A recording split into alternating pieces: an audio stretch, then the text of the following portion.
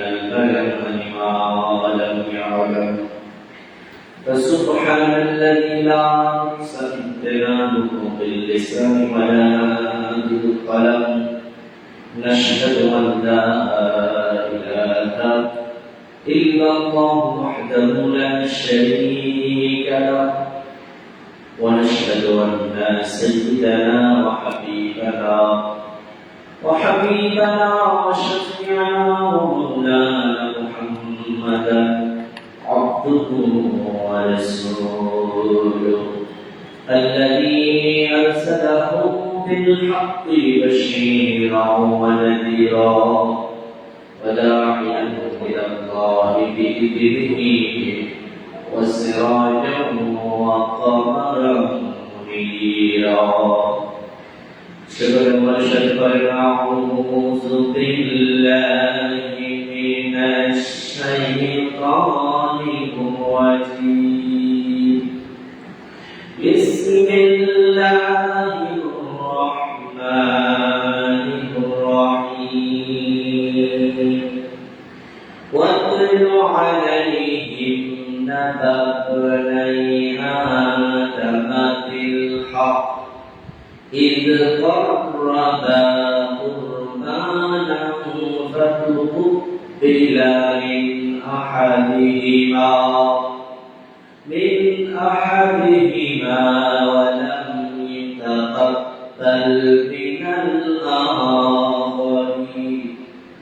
ولم يتقبل من الآخر قال لأقتلنك قال إنما يتقبل الله من المتقين صدق الله العظيم وصدق رسوله النبي الحبيب الكريم شكر محبة إن الله وملائكته يصلون على النبي يا أيها الذين آمنوا صلوا عليه وسلموا تسليما صلى الله على محمد صلى الله عليه وسلم صلى الله على محمد صلى الله عليه وسلم هو الحبيب الذي ترجى شفاعته لكل هول من الأهوال مقتحم صلى الله على محمد صلى الله عليه وسلم اللهم صل وسلم وبارك عليه ومسلم الكرام والشيخ عبوريا شكرا لك السلام السلام عليكم ورحمة الله وبركاته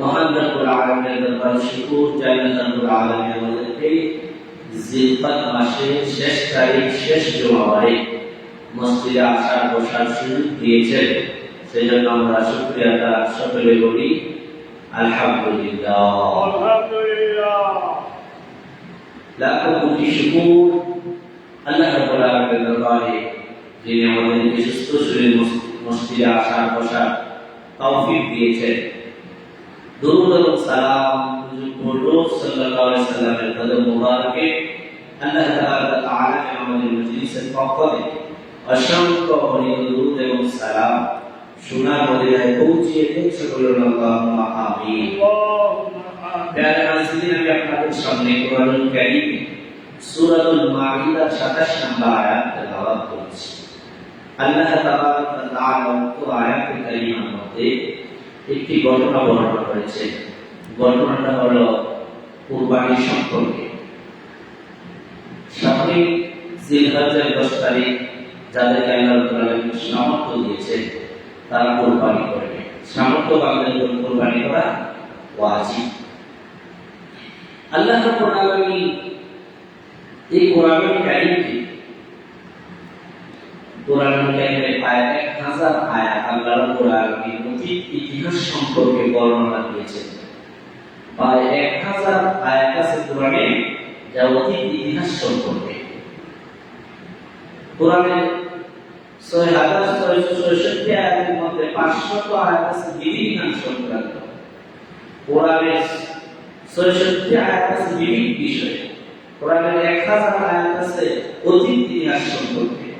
কোরআনে 1000 আয়াত আছে কোরআনুল কারীমে আল্লাহ রাব্বুল আলামিন ঘটনা সংক্রান্ত বর্ণনা করেছেন। আমি যে আয়াত তেলাওয়াত করেছি আয়াত আল্লাহ কোরআনে ঘটনা বর্ণনা করেছেন। ঘটনাটা হলো হযরত আদম আলাইহিস সালামের দুই ছেলে ছিল, একজনের নাম ছিল কাবিল আর একজনের নাম ছিল হাবিল। এই হাবিল এবং কাবিলের ঘটনাটা বর্ণনা করেছে এবং এই ঘটনার মধ্যে কুরবানির একটা ইতিহাস আছে। এই জন্য এই ঘটনাটা আপনাদের সামনে বলবো। আগামীকাল থেকে পবিত্র জিলহজ মাস শুরু হয়ে যাবে। এই জিলহজ মাস গুরুত্বপূর্ণ মাস। নবী হাদিস শরীফের মধ্যে বলেছেন রমজান মাস যেমন অন্যান্য 11 মাসের চেয়ে সম্মানিত, কারণ রমজান মুবারক কোরআন নাযিল হয়েছে, এই জন্য রমজান মাস সম্মানিত। এই জিলহজ মাস অন্যান্য মাসের চেয়ে সম্মানিত কারণ এই মাসে আরাফাত দিবস রয়েছে, যে দিবসে আদম এবং হাওয়া আলাইহিস সালাম পরস্পর সাক্ষাৎ করেছিলেন। এই জন্য ওই দিনটা সম্মানিত, এই জন্য এই মাসের সম্মান বেশি। আরবি বাংলা মাসের মধ্যে 4টি মাস সবচেয়ে সম্মানিত আল্লাহর দরবারে, এর মধ্যে একটা হলো জিলহজ মাস। তো জিলহজ মাসে 1 তারিখ থেকে আমাদের কিছু আমল আছে করণীয়। এই আমলগুলো আমরা যদি করি তাহলে আমাদের লাভ হবে। জিলহজ মাসে আমরা একটা গুরুত্বপূর্ণ মাস, 1 তারিখ 10 দিন গুরুত্বপূর্ণ দিন, অনেক সওয়াব অর্জন করা যায় এই দিন। আল্লাহ রাব্বুল আলামিন এই দিনগুলির মধ্যে অনেক অফার দিয়েছেন আমাদের জন্য, অনেক আল্লাহ রাব্বুল আলামিন নেক অর্জনের পদ্ধতি দিয়ে দিয়েছেন। 10 দিনে কুরবানির জিলহজ মাসের প্রথম 10 দিনের আমল, প্রথম নাম্বার আমল হলো যারা কুরবানি করার নিয়ত করবেন তারা নখ এবং চুল না কাটা, এর সুন্নাত। আজকেই নখ এবং চুল কাটতে হবে। 1 তারিখ থেকে 10 তারিখ পর্যন্ত নখ এবং চুল কাটা যাবে না। যদি না কাটেন তাহলে আপনি সুন্নাত পালন করবেন। এই জন্য জিলহজ মাসের প্রথম 10 দিনের নাম্বার 10 নাম্বারের মধ্যে এই হিসেবে 1 নাম্বার। 2 নাম্বার হলো জিলহজের প্রথম থেকে 9 দিন পর্যন্ত রোজা রাখা। আর যদি প্রথম থেকে 9 দিন পর্যন্ত রোজা না রাখেন, কমপক্ষে 9 জিলহজ আরাফাত দিন, বিশেষ করে আরাফাত দিন রোজা রাখা। 3 নাম্বার হলো বেশি বেশি পরিমাণ আল্লাহ জিকির করা। এই মাসে প্রথম 10 দিন, জিলহজ মাসের প্রথম 10 দিন কি করা? জিকির করা বেশি বেশি পরিমাণ। 4 নাম্বার হলো বেশি পরিমাণ তাকবীর পাঠ করা। আমল এই জিলহজ মাসের প্রথম 10 দিনের আমলের মধ্যে 4 নাম্বার হলো প্রথম 10 দিন কি করা? বেশি বেশি তাকবীর পাঠ করা। আমরা তাকবীর তো সবাই পারি, আল্লাহু আকবার, আল্লাহু আকবার, লা ইলাহা ইল্লাল্লাহ, আল্লাহু আকবার, আল্লাহু আকবার, ওয়া লিল্লাহিল হামদ। সবাই আমার সাথে বলেন, আল্লাহু আকবার, আল্লাহু আকবার, লা ইলাহা ইল্লাল্লাহ, আল্লাহু আকবার, আল্লাহু আকবার, ওয়া লিল্লাহিল হামদ। এই তাকবীরটা বেশি বেশি করে পাঠ করা। তাকবীর পাঠ করা হলো কত? 10 দিনে 10 টা আমলের মধ্যে 4 নাম্বার। 5 নাম্বার হলো যথাসম্ভব সাদাকা করা, মানে আল্লাহর রাস্তায় একটু দান সদকা বেশি করার জন্য চাই এই প্রথম 10 দিন। 5 নাম্বার হলো 6 নাম্বার হলো বেশি বেশি দোয়া করতে হবে। বেশি আল্লাহর কাছে ফরিয়াদ করা, দোয়া করা, আপনার চাহিদা আপনি কি চান আল্লাহর কাছে এটা আল্লাহর কাছে বলতে হবে। এটা হলো 6 নাম্বার। 7 নাম্বার হলো বেশি বেশি নফল ইবাদত করা, যেমন নফল নামাজ পড়া, কোরআন তেলাওয়াত করা, জিকির করা, দোয়া দরুদ করা, ইস্তিগফার করা। এই নফল যত ইবাদত আছে সব ইবাদতগুলা বেশি বেশি করা। 8 নাম্বার হলো আত্মবিশ্বাসে তওবা করা। আমরা অনেকে তওবা বাদ দিয়ে দিচ্ছি, তওবা করি না, গুনাহ থেকে ফিরে আসার জন্য খাঁটি মনে তওবা করা আল্লাহর কাছে। এটা হলো প্রথম 10 দিনের 8 নাম্বার আমল। এই 10 দিন আপনি আমলগুলা করবেন। 9 নাম্বার হলো সামর্থ্য থাকলে হজ ও উমরা করা। যাদেরকে আল্লাহ সামর্থ্য দিয়েছেন এই 10 দিনের ভিতরে হজ করতে হবে, উমরা করতে হবে। 10 নাম্বার হলো সামর্থ্যবানদেরকে 10 দিন হজ কুরবানি করা। এই 10 দিনের হলো 10টা আমল। 10 নাম্বার কি? যে 10 মাসের 10 তারিখ কুরবানি করা। যাদের সামর্থ্য আছে তারা কুরবানি করবেন। কুরবানি করা ওয়াজিব। কুরবানি করলে তো এটা হলো 10 জিলহজের সবথেকে শ্রেষ্ঠ আমল, গুরুত্বপূর্ণ আমল। যাদেরকে আল্লাহ তাআলা সামর্থ্য দিয়েছেন তারা 10 জিলহজ কুরবানি করবে। এই হলো জিলহজ মাসে 1 থেকে 10 দিন পর্যন্ত আমল। এই আমলগুলো আমরা যদি করি তাহলে সওয়াব অর্জন করতে পারবো, নেকি অর্জন করতে পারবো। আল্লাহ রাব্বুল আলামিনের কাছে বেশি বেশি আল্লাহ রাব্বুল আলামিনের কাছে দোয়া করব, নফল নামাজ পড়ব, জিকির করব, আল্লাহ রাব্বুল আলামিনের কাছে তাকবীর বেশি বেশি করব, আল্লাহ রাব্বুল আলামিনের কাছে আমরা ফরিয়াদ বেশি বেশি করব। আল্লাহ রাব্বুল আলামিন আমাদের তৌফিক দান করেন। সুবহানাল্লাহ, আমিন। এটা এই 10টা আমল হলো প্রথম জিলহজ মাস, আর তাতে একটা জিলহজে এই 10টা আমল জিলহজের 10 দিন আমরা ধারাবাহিক করব। কুরবানি আসেন উদহিয়া। উদহিয়া শব্দের অর্থ হইল আমরা বলি কুরবানি, ত্যাগ, তিতিক্ষা।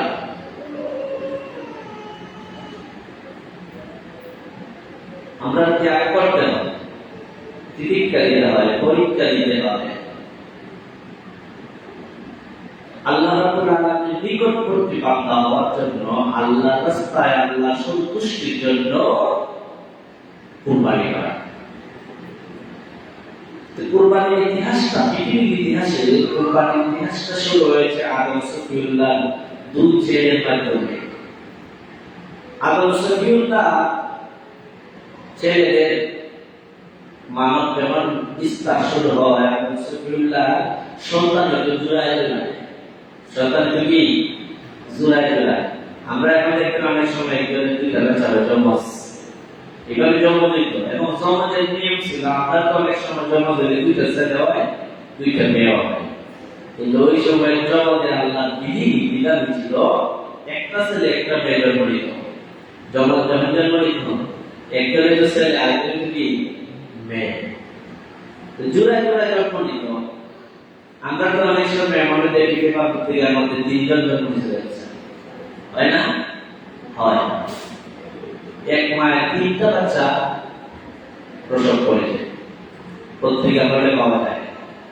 আদম সফিউল্লাহ বিধিবিধান ছিল হাওয়া আলাইহিসসালামের সন্তান জোড়ায় জোড়ায়, এবং প্রত্যেক জোড়ার মধ্যে এক জোড়া, একজনের ছেলে একজনের মেয়ে, এভাবে সন্তান জন্ম নিত। এভাবে যখন সন্তান জন্ম নিত বিধিবিধান ছিল আদম সফিউল্লাহর শরীয়তে আগের জোড়ার ছেলে পরের জোড়ার মেয়ে, পরের জোড়ার মেয়ে আগের জোড়া ছেলের সাথে বিবাহ হবে। কারণ এক্সট্রা তো আর মানুষ নাই, আল্লাহ রাব্বুল আলামিন তো তাদের মাধ্যমে মানব বিস্তার শুরু করেছে।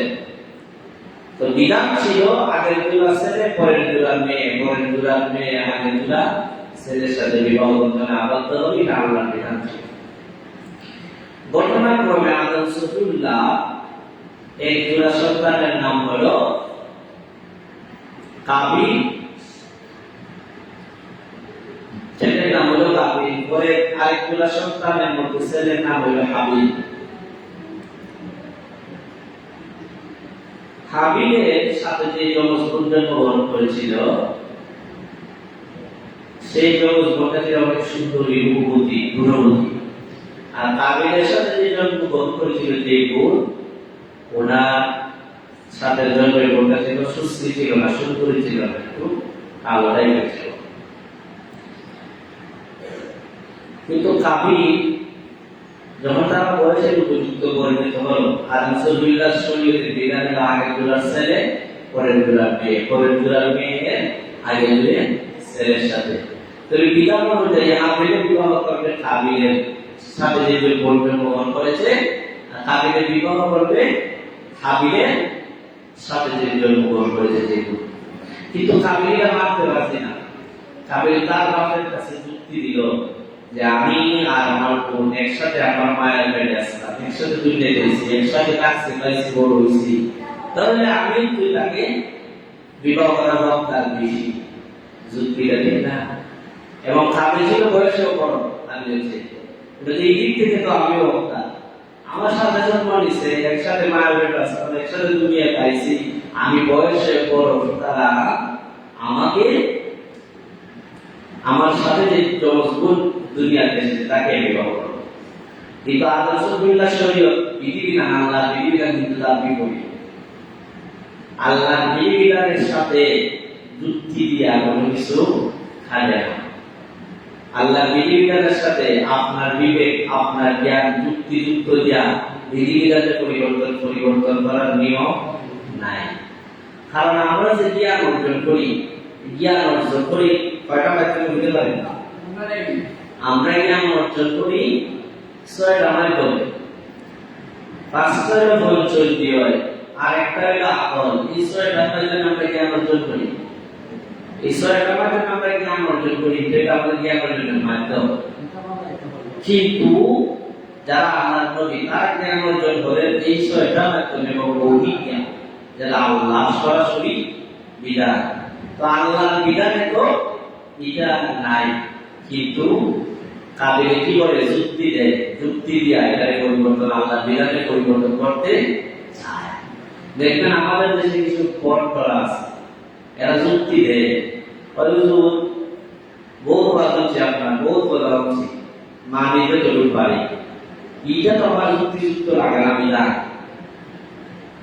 ও যখন একজনের ওজু পেলে, ওজু যদি নষ্ট হয় তাহলে ওজু করবে, আপনারা ওয়াজ করুন, হাত ধরুন লাগে, তারপরে মাথা মাসে করুন লাগে, হ্যাঁ, মুখমন্ডল দেওয়া লাগে, পাওয়া দেওয়া লাগে, খরচ। তো বেড়াতে ওজু বাঁচছিল, ওজু তো এই অঙ্কগুলাতে বাঁকে নাই, বাংসে তো অন্য অঙ্ক দিয়া যেমনি বাইরে সেইখানে না ধরিব, হাত পাও মুখ ফেলে ধরিব। যুক্তিটা কার সামনে দেয়? আল্লাহর বিধানের সামনে দেয়। বলে তো এই ভদ্রলোকের যুক্তি, এই যুক্তি দেখে আল্লাহর বিধান বাস্তবায়ন করিব, আল্লাহর বিধানের পরিবর্তন করা যাবে? যাবে না। আরেকজন বর্ণ আছে আমাদের দেশে, শিক্ষিত বর্ণ, এরা নারীদের পক্ষে, নারীদের সমতার অধিকার নিয়ে কথা হয় সমাজের মধ্যে, দেশের মধ্যে, পেপার পত্রিকা, সাংবাদিকতায়, টিভি চ্যানেলে। আল্লাহ যদি পুরুষকে নারী বিবাহ করার অধিকার দিয়া থাকেন, তাহলে মহিলাকে বিবাহ করা, পুরুষ এবং মহিলা সমান অধিকার। সুতরাং পুরুষ যদি চেষ্টা করতে পারে, তাহলে মহিলাও চেষ্টা করতে পারে, কারণ পুরুষ এবং মহিলা সমান অধিকার। যুক্তিটা ঠিক আছে, কিন্তু আল্লাহর বিধানের সামনে যদি যুক্তি দিয়া এই বিধানের আইন পরিবর্তন করা যায় না। আল্লাহর বিধানের আইন হলো একজন পুরুষ যদি সামর্থ্য থাকে, ন্যায় বিচার করতে পারে, তাহলে 4টা পর্যন্ত বিবাহ করার বিধান আল্লাহর আইনে আছে। কিন্তু মহিলা 4টা করতে পারবে না, মহিলা একজন স্বামী করবে। বন্টন যারা আমাদের দেশের মধ্যে শিক্ষিত নামে বন্টন, এরা কিন্তু যুক্তি মানে না। এরা কয় না, পুরুষের 4টা বিবাহ করতে পারলে আমরা মহিলায় করতে পারি। এই যুক্তি দিয়ে কি আল্লাহর বিধানে পরিবর্তন করা যাইব? যাইব না। কাবিলও আল্লাহ যুক্তি দিল যে আমি জন্মগ্রহণ করেছি আমার যে বইয়ের সাথে, মায়ের পেটে আসলাম একসাথে, দুনিয়া গাইলাম একসাথে, টাকা পাইলাম বড় হইলাম একসাথে, আমি বয়স বড়, সুতরাং বিয়া করলে আমি গাইবে করবো। ওই সাহাবীদের সাথে যে মহিলা জন্মগ্রহণ করেছে, আমার যে জন্ম হচ্ছে, এগুলো বিয়া করতাম না। আল্লাহর আইনের সামনে, আল্লাহর বিধানের সামনে, যেটা আল্লাহ কোরআনের আয়াত দ্বারা বিধান করেছেন, এই বিধানের সামনে দুনিয়ার আকল দ্বারা, বিবেক দ্বারা, যুক্তি দ্বারা এই বিধানকে পরিবর্তন করা যায় না। যায় যদি বলতে না তুমি মানতামই না আল্লাহ বিধান, তো আল্লাহ বলছেন তো ঠিক আছে, তোমার যদি আমার আল্লাহর বিধিবিধান মানতে না ভালো লাগে, আরেকটা কথা বলি বাকি যে আল্লাহ এমন কোনো বিধান নাই যে বিধান যুক্তিযুক্ত নয়। যে কোনো বিধান করে যেমন যুক্তিযুক্ত ঠিক তেমন আল্লাহর বিধান, সমস্ত আল্লাহর বিধান যুক্তিযুক্ত, অযৌক্তিক কোনো বিধান আল্লাহ নাই। তো হাবিল এবং কাবিলের যেমন এই ধরনের যুক্তি দিল, তখন আবু হাসান বললেন, এই আসমান, আমি তোমার কাছে এই ছেলে এবং মেয়েকে আমার স্বরূপ রেখে যাই। আল্লাহ এদিকে আদেশ করলেন, উনি ছেলেদেরকে বললেন, আমি এখন খাওয়া দাওয়া চলে যাবো, আল্লাহ করে চলে যাবো, আমি এটা দিব। মূল উদ্দেশ্য হইল উনি দেখতে চান যে আমার বর্তমানে কেটা আল্লাহ আইন বিধিবিধান মানে ঢুকছে, এটা দেখার লাগিয়া উনি ও বিষয় বলেন আমি খাওয়া বলে চলে যাবো। আসমানে বলেন, আসমান, আমি তোমার কাছে আমার এই ছেলেমেয়েদেরকে আমার রেখে যেতে চাই। আসমান বলে, আমি আপনার ছেলেমেয়েদেরকে আমার রাখতে পারবো না। জমিন বলে, আমি আপনার ছেলেদেরকে মেয়েদেরকে আমার রাখতে পারবো না, আমি আল্লাহর উপর সুবর্ত করে চলে গেলেন খাওয়া। এইদিকে হাবিল এবং কাবিল তারা এবং বললেন, তোমরা আল্লাহ তাআলার কুরবানি করো, যা কুরবানি করবে সে ওই ঈদ গুণবর্তীকে। কাবিল বললেন, বিবাহ করতে পারবে সমস্যা নেই, আল্লাহ বিধানে যদি হয় আল্লাহ তাআলার কুরবানি করো, যা কুরবানি করবে সেই বিবাহ করার সমস্যা নেই। এই কথা বলে উনি চলে গেলেন। একটা কথা বলছিলাম যে আল্লাহর এমন কোন বিধান নাই যেগুলা যুক্তিযুক্ত নয়, সমস্ত বিধান আল্লাহর যুক্তিযুক্ত। যেমন আমাদের দেশে সামান্য অল্প সংখ্যক মাত্র হাতে গোনা কয়েকজন শিক্ষিত নামে ভণ্ড আছে, শিক্ষিত নামে কুড়াকুড়া আছে। এরা যুক্তি দেয় যে একজন পুরুষের যদি 4টা বিবাহ করতে পারবে, মহিলা কেন পারবে না? পুরুষ এবং মহিলার সমান অধিকার, সুতরাং পুরুষের 4টা বিবাহ করতে পারলে মহিলার 4টা বিবাহ করতে পারবে।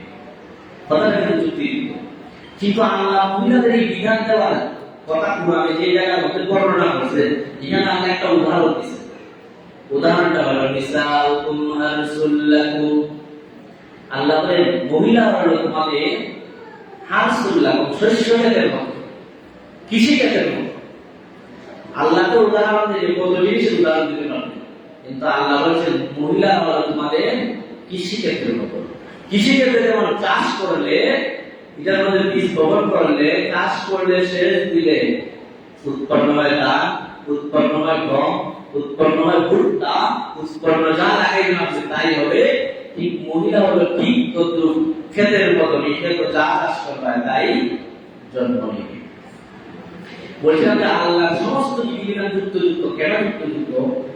আল্লাহ ক্ষেতের ব্যবহার করলেন, ক্ষেত দিয়ে আল্লাহ উদাহরণ দেওয়া, ভুট্টা নিতে মাইক লাগে এই ভুট্টা নিতে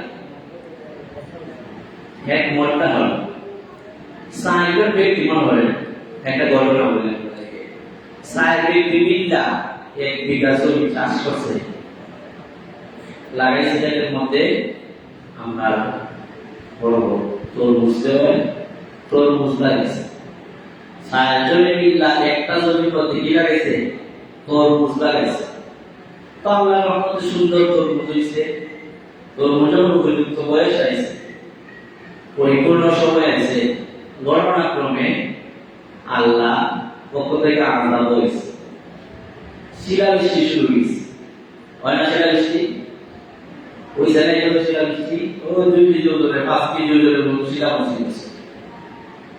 দেখছেন কি আপনারা? 5 কেজি ওজনের শিলাবৃষ্টি। তো শিলাবৃষ্টি হইয়া সব তরমুজ শেষ, তরমুজের তরমুজ সব শেষ।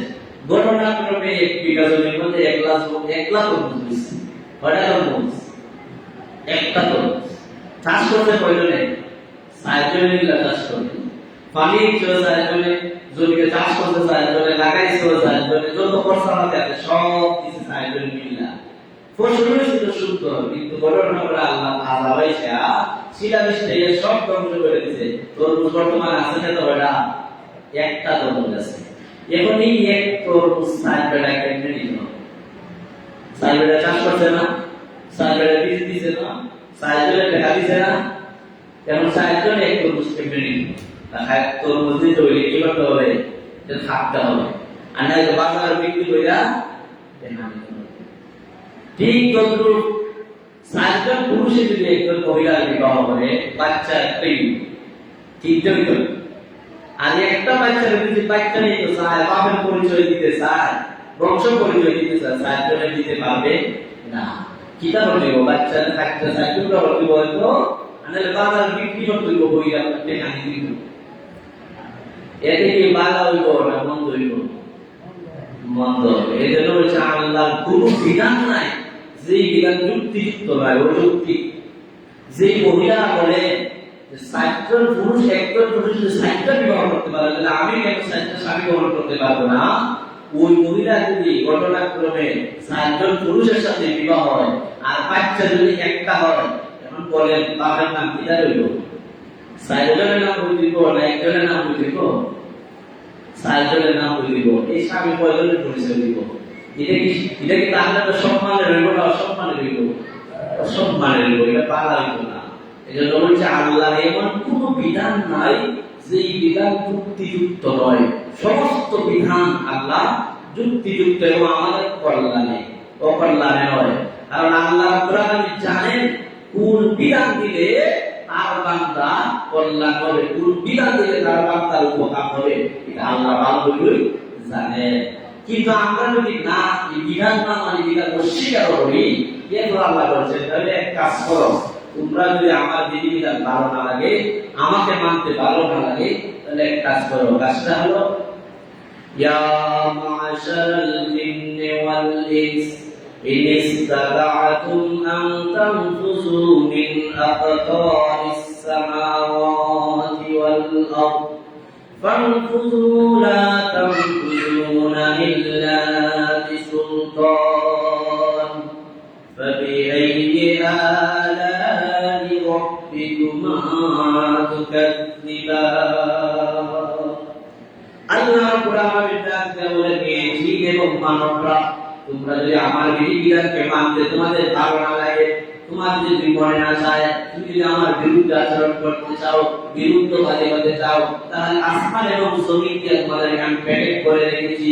এই প্যাকেটের ভিতরে এই সীমানার ভিতর থেকে তোমরা বেরিয়ে চলে যাও।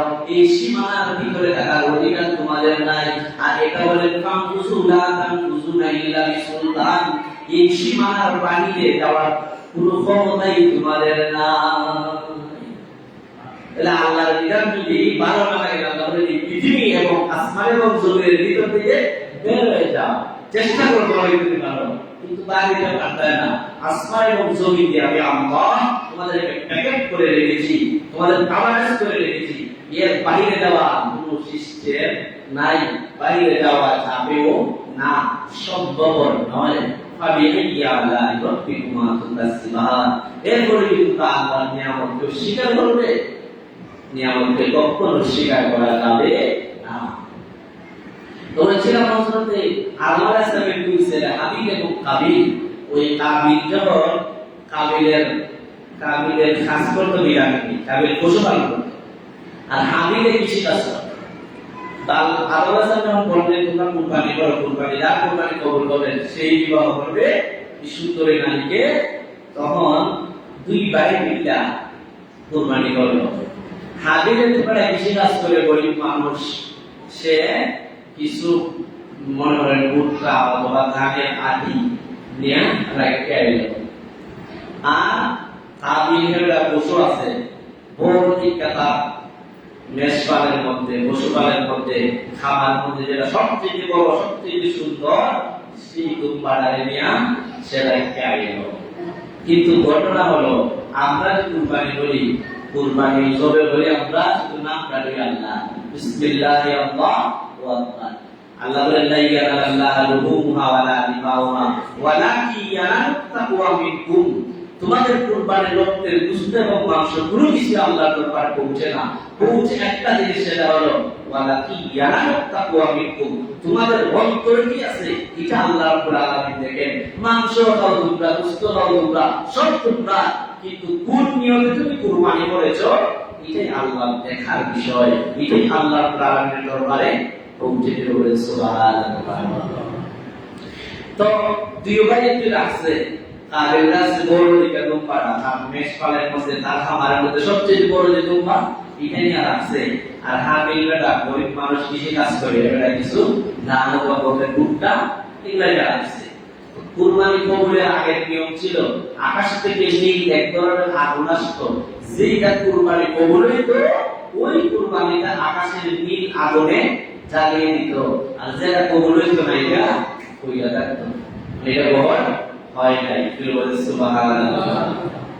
কি মনে করেন যদি আমরা আইনের মধ্যে আমাদের শরীয়তের মধ্যে উম্মতে মুহাম্মাদের শরীয়তের মধ্যে ওই ধরনের বিধান থাকতো যেটা কুরবানি নিয়ে আপনি নির্দিষ্ট জায়গায় রেখে আসবেন, যা কুরবানি কবুল হবে আকাশ থেকে নীল রঙের আগুন এসে জ্বালিয়ে দিবে, যা কুরবানি কবুল হবে না তাইটা চলবে না, তাহলে কি হইলে আমাদের অবস্থা?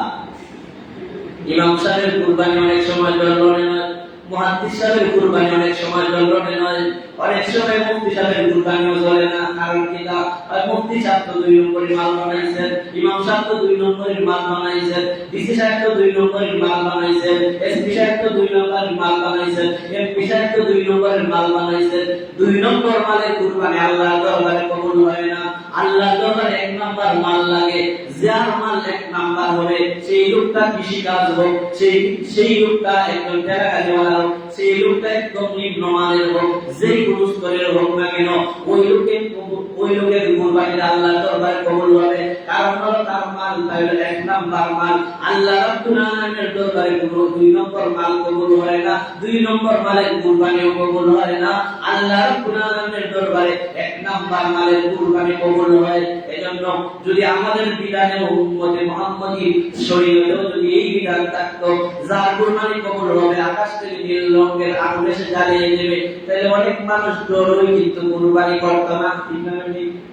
ইমাম সাহেব অনেক সময় ডরে কুরবানি করতো না, যদি আমার কুরবানি কবুল না হয় তাহলে কি হইলে তাহলে তো মাইসরে ইমাম সাহেবের মাল ঠিক না, ইমাম সাহেব কুরবানি তো বলেছে না।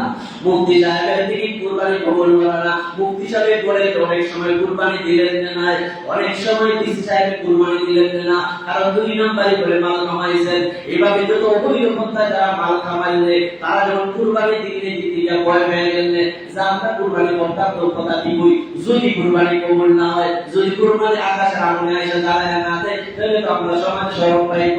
অথচ সমাজে তো আমাদের বড় চেয়ার আছে, আমাদের বড় বড় অবস্থান, বড় বড় সম্মান, যদি কুরবানি কবুল না হয় বদনাম লাইকা যাইব, এই ডরে কিন্তু অনেকে কুরবানি বাদ দিয়া ঠিক না।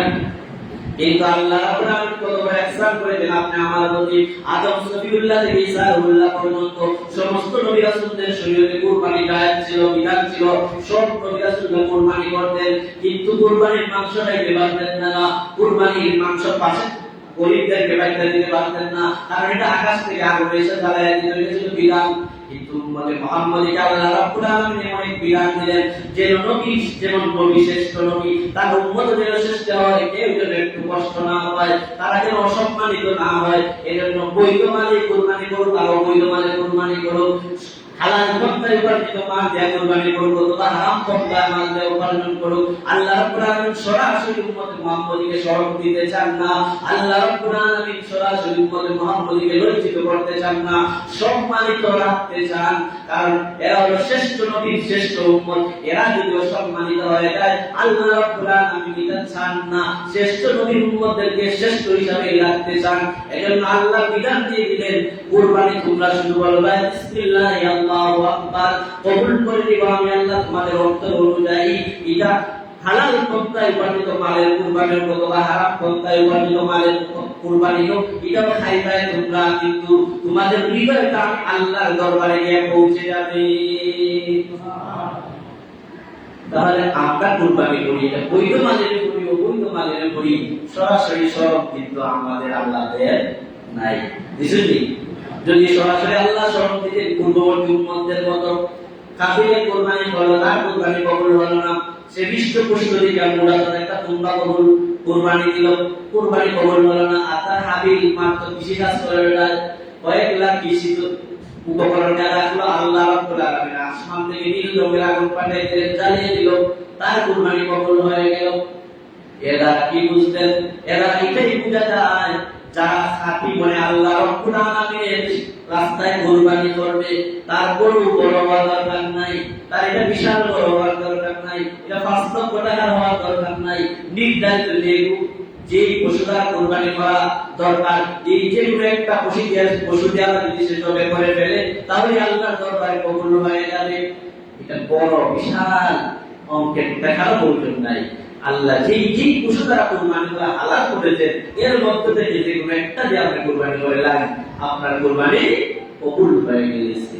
আর যদি আপনার হৃদয়ে খালি না থাকে, অন্তরটা যদি বেজার থাকে, অন্তরের মধ্যে যদি বিভিন্ন জিনিস থাকে, যাকে রিয়া বলা হয়, যাকে লুকতে নামে বন্দেগী বলা হয়, যাকে আমরা বলি মানুষকে দেখানোর জন্য কুরবানি করে, ওই ধরনের জিনিস যদি অন্তরে থাকে, সেই কুরবানি আপনি পশুটা 5 লক্ষ টাকা দিয়ে কিনেন, 10 লক্ষ টাকা দিয়ে কিনেন, এখন তো বিশাল ভাবে গরু পাওয়া যায়, আপনি 10 লক্ষ 20 লক্ষ টাকা দিয়ে কুরবানি করেন, একটা টাকা 10 টাকার কোনো কাজে আসবে না, কারণ আপনার অন্তর ঠিক নাই।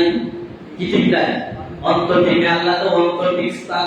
এজন্য নবীও বলেন, ইন্নাল্লাহ লা ইয়ানজুরু ইলা সুওয়ারিকুম, ইন্নাল্লাহ লা ইয়ানজুরু ইলা সুওয়ারিকুম, আল্লাহ তোমাদের সুরতের দিকে তাকান না, ওয়ালাকিন ইয়ানজুরু ইলা কুলুবিকুম, আল্লাহ তোমাদের অন্তরের দিকে তাকান। কে মোটা জুব্বা লাগাইলো, কে মোটা পাগড়ি কিনলো, কে কোন ধরনের পোশাক পরলো, কার সুন্দর চেহারা, এটা কিন্তু আল্লাহ দেখেন না।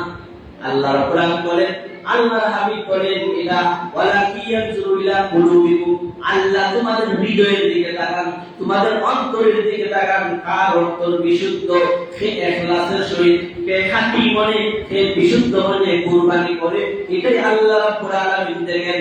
যার অন্তরটা খাঁটি, যে খাঁটি মনে কুরবানি করলো, তার কুরবানি হইতে আদম সলিউল্লাহ ছেলে হযরত হাবিলের যেভাবে কুরবানি আল্লাহর দরবারে কবুল হয়ে গেল, ঠিক তদ্রূপ যারা খাঁটি মনে আল্লাহর রাস্তায় কুরবানি করবে, তাদের কুরবানি কবুল হয়ে যাবে। বলে মূল উদ্দেশ্য কি? এটা খাঁটি মনে কুরবানি করা। এখন আমরা সামনে কুরবানি আসছে, অনেক মাসে আছে, কুরবানি করতে হবে। কোন কোন পশু দ্বারা কুরবানি করা যায়? এক নম্বরে উট, এবং উটের বয়স হচ্ছে মিনিমাম 5 বছর। 5 বছর থেকে 5 দিন কম হইলে হবে না। মহিষ এবং গরু কমপক্ষে 2 বছর, 2 বছর থেকে 2 দিন কম হইলে হবে না, বছর 2টা হইব। দাঁত উঠলেও রোগ নাই রে নাই, শিং উঠলেও রোগ নাই রে নাই, কিন্তু শিং উঠা শর্ত না, দাঁত উঠা শর্ত না, শর্ত হইলো বনায় আপনাকে 2 বছর পূর্ণ হতে হবে, 2 বছর থেকে 2 দিন কম হইলে হবে না। আর ছাগল ভেড়া দুধ হইলো 1 বছর। এই হলো 6টা, এই 6টার ভিতরে আপনি কুরবানি করতে হবে। যদি মানেন না হুজুর বহু কথা আমরা জানছি, উটও দিতাম না, গরু দিতাম না, মহিষ দিতাম না, ছাগলও না, ভেড়াও না, দুধও না, আমার বড় একটা মুরগা আছে, এটা তো করে কুরবানি তো ওই বলি খেলে তো না, আল্লাহর বিধান না, আপনার যুক্তিকতা আল্লাহর বিধান পরিবর্তন হবে না। ওইটা আগে শুরুতে আমি কয়েকটা উদাহরণ দিচ্ছি যে আল্লাহর বিধিবিধান আপনার ব্রেইনে আকলে যুক্তি দিয়ে আপনি পরিবর্তন করতে চান, যা হবে না।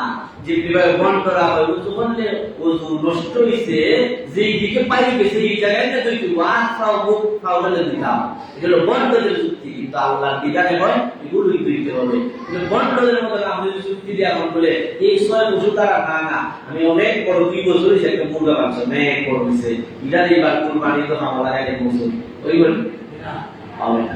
নির্ধারিত আল্লাহ পশু দিয়া দিয়েছে, এই পশু দিয়ে কুরবানি আপনাকে করতে হবে এবং বয়স পূর্ণ হতে হবে।